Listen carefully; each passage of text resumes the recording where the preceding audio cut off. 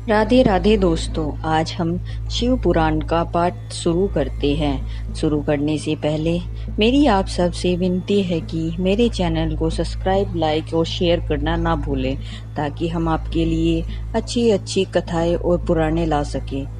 ओम नमः शिवाय। चलो आइए शुरू करते हैं। राधे राधे दोस्तों, आपका फिर से स्वागत है मेरे YouTube चैनल राधे श्याम में।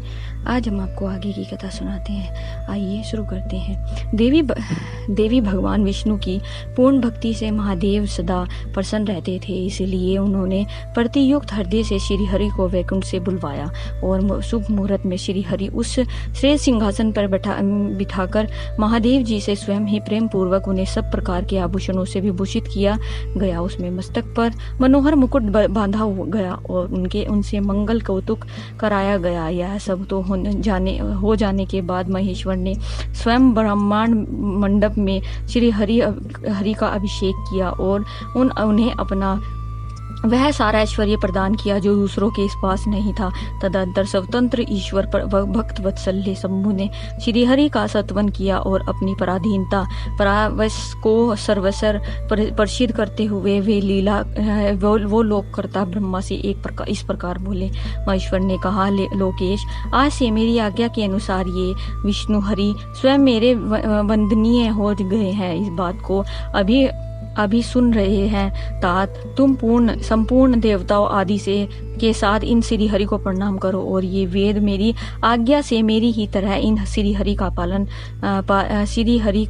वर्णन कीजिए। श्री रामचंद्र जी कहते हैं, देवी भगवान विष्णु की शिव भक्ति देखकर प्रसन्नचित हुए वरदायक भक्त वत्सल्य रुद्रदेव ने उपयुक्त बात कहकर स्वयं ही श्री गरुड़ ध्वज को प्रणाम किया। तदंतर ब्रह्मा आदि देवताओं, मुनियों आदि और सिद्धि आदि ने और भी उस समय श्री हरि की वंदना की। उसके बाद अत्यंत प्रसन्न हुए भक्त वत्सल्य महेश्वर ने देवताओं के समक्ष श्री हरि को बड़े बड़े वर प्रदान किए। महेश्वर बोले, हरे, तुम मेरे आज्ञा से संपूर्ण लोगों के कर्ता पालक और संहारक हो।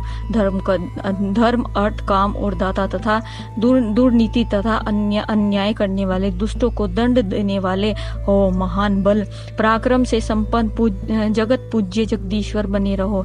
संगम गण से तुम कहीं भी नहीं जा सकोगे, तुमसे भी कुछ कभी पराजित नहीं होगा। तुम मुझसे मेरी दी हुई 3 प्रकार की शक्तियां ग्रहण करो। एक तो इच्छा आदि की सिद्धि, दूसरी नाना प्रकार की लीलाओं से प्रकट करने वाली शक्ति और तीसरी तीनों लोकों में नित्य स्वतंत्रता दे रहे।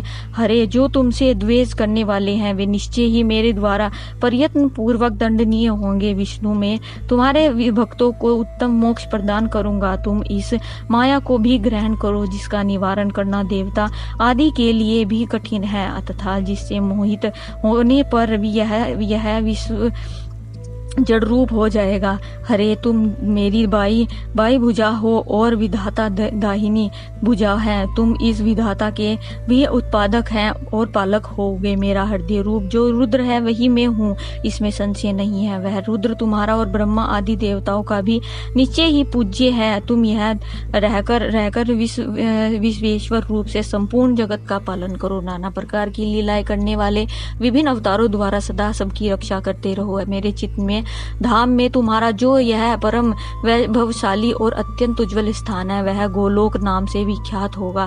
हरे, भूतल पर जो तुम्हारे अवतार होंगे वे सबके रक्षक और मेरे भक्त होंगे। मैं उनका अवश्य दर्शन करूंगा। वे तुम मेरे वर से सदा प्रसन्न रहेंगे। श्री रामचंद्र जी कहते हैं, देवी, इस प्रकार श्री हरि को अपना अखंड ऐश्वर्य सौंपकर उमा वल्लभ भगवान हर स्वयं कैलाश पर्वत पर रहते हुए अपने पार्षदों के साथ स्वच्छता से क्रीड़ा करते हैं। तभी से भगवान लक्ष्मीपति वहां गोप शेष धारण करके आए हैं और गोपी और गो आदिपति होकर बड़ी प्रसन्नता के साथ रहने लगे हैं। वे श्री विष्णु प्रसन्न चित्र हो समस्त जगत की रक्षा करने लगे। वे शिव की आज्ञा से नाना प्रकार के अवतार ग्रहण करके जगत का पालन करते हुए इस प्रकार वे ही श्री हरि भगवान शिव की आज्ञा से 4 भाइयों के रूप में अवतरित हुए हैं। इन 4 भाइयों में सबसे बड़ा मैं राम हूँ, दूसरे भरत हैं, तीसरे लक्ष्मण और चौथे भाई शत्रुघ्न हैं। देवी में वे पिता की आज्ञा से सीता और लक्ष्मण के साथ वन में आया था। यहाँ किसी निशाचर ने मेरी पत्नी सीता को हर लिया है और मेरे विरह होकर भाई के साथ इस वन में अपनी प्रिया का अन्वेषण करता हूँ। जब आपका दर्शन प्राप्त हो गया तब सर्वथा मेरा कुशल मंगल ही होगा। माँ सती, आपकी कृपा से ऐसा होना में कोई संदेह नहीं है। देवी, निश्चय ही आपकी ओर से मुझे सीता की प्राप्ति विषय का वर प्राप्त होगा। इसका अनुग्रह उस दुख देने वाली पापी राक्षस को मारकर मैं सीता को अवश्य प्राप्त कर लूंगा। आज मेरा महान सौभाग्य है जो आप में दोनों ने मुझ पर कृपया की है। जिस पर आप दोनों दयालु हो जाए वह पुरुष धन्य और श्रेष्ठ है। इस प्रकार बहुत सी बातें कहकर कल्याणमयी सती देवी को प्रणाम करके रघुकुल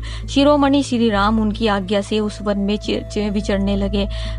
पवित्र हृदय वाले श्री राम की बात सुनकर सती मन ही मन शिव भक्ति परायण रघुनाथ जी की प्रसन्नता करती हुई बहुत प्रसन्न हुई, पर अपने कर्म को याद करके उसके मन में बड़ा शोक हुआ। उनकी कांति फीकी पड़ गई और वे उदास होकर शिव जी के पास लौटी। मार्ग में जाती हुई देवी सती बारंबार चिंता करने लगी कि मेरे भगवान शिव की बात नहीं मानी है, श्री राम प्रति कुसित बुद्धि कर ली, अतः अब शंकर जी के पास जाकर उन्हें क्या उत्तर दूंगी। इस प्रकार बारंबार विचार करके उन्हें उस समय बड़ा अपश्चाताप हुआ। शिव जी के समीप जाकर सती ने उन्हें मन ही मन प्रणाम किया। उनके मुख पर विषाद छाया हुआ था, वे शोक से व्याकुल और निस्तेज हो गई थी। सती को दुखी देखकर भगवान हर ने उनका कुशल समाचार पूछा और प्रेम पूर्वक कहा, तुमने किस प्रकार परीक्षा ली। उनकी यह बात सुनकर सती मस्तक झुकाए उनके पास खड़ी हो गई। उनका मन शोक और विषाद में डूबा हुआ था। भगवान महेश्वर ने ध्यान लगाकर सती का सारा चरित्र जान लिया और उन्हें मन से त्याग दिया।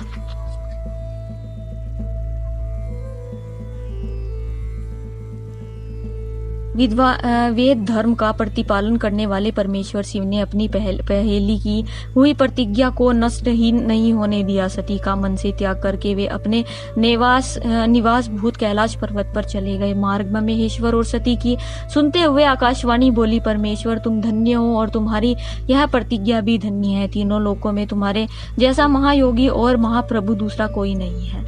आज की कथा हम यही समाप्त करते हैं। आगे की कथा हम आपको कल सुनाएंगे। ओम नमः शिवाय। अगर आपको मेरी वीडियो अच्छी लगी तो बेल आइकन दबाना ना भूलें ताकि आपको मेरे आने वाली वीडियोस का नोटिफिकेशन मिलता रहे। धन्यवाद। ओम नमः शिवाय।